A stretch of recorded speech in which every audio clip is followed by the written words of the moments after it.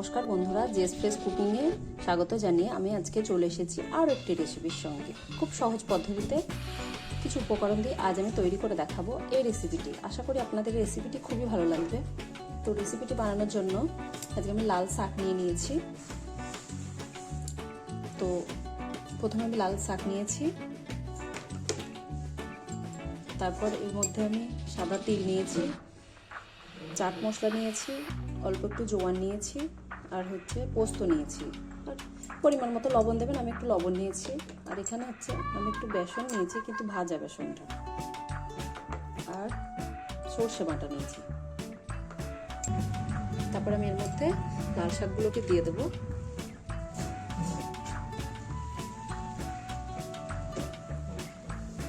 তারপর লাল শাকটাকে আমি সিদ্ধ করে নেব।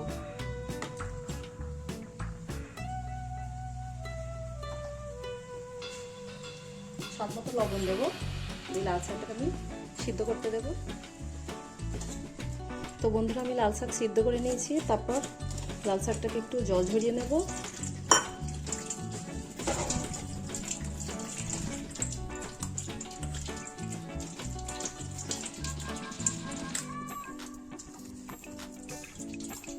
তো আমি জল ঝরিয়ে নিয়েছি।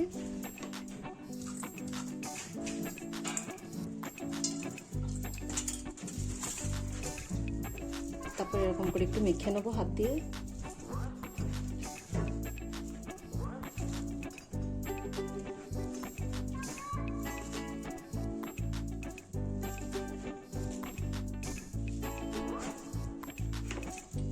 তারপরে এর মধ্যে আমি একটু অল্প করে কুচানো একটু পেঁয়াজ নিয়েছি, পেঁয়াজটা দেব। একটু কাঁচা লঙ্কা নিয়েছি, কাঁচা লঙ্কাটা দেব। তারপর আবার এর মধ্যে একসঙ্গে মিক্স করে নেব।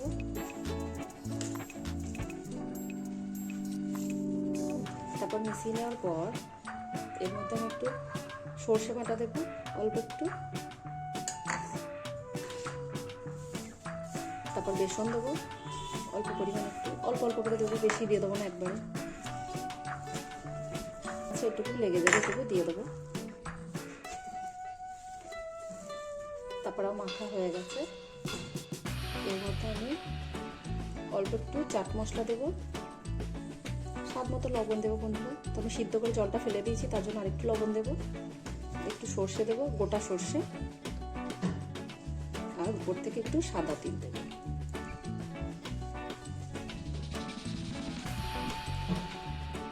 তারপর আমি এটাকে আবার হাত দিয়ে মেখে নেব। আমার মাখা হয়ে গেছে। লাল শাকটাকে এরকম মেখে তারপর এরকম গোল গোল শেপ করে নিয়েছি। তারপর এটাকে আমি একটু স্টাইল করে নেব, মানে এটাকে অন্য একটা শেপ দেব।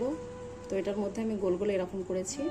তারপর এর মধ্যে আমি আঙুলটাকে মাঝখান দিয়ে দিয়ে দেবো। তো বন্ধুরা, আমি এরকম করে বানাচ্ছি এটাকে,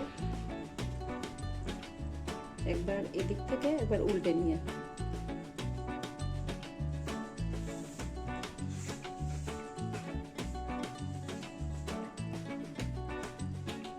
তো বন্ধুরা, এটা এরকম হবে, এই দেখুন।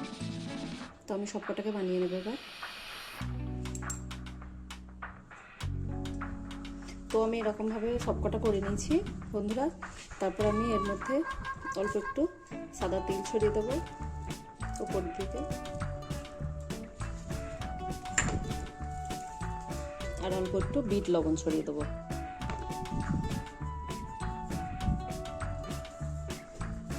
তারপর এটাকে আমি ভেজে নেব। তো বন্ধুরা, আমি কড়াইয়ে সাদা তেল দিয়ে দেবো এবার।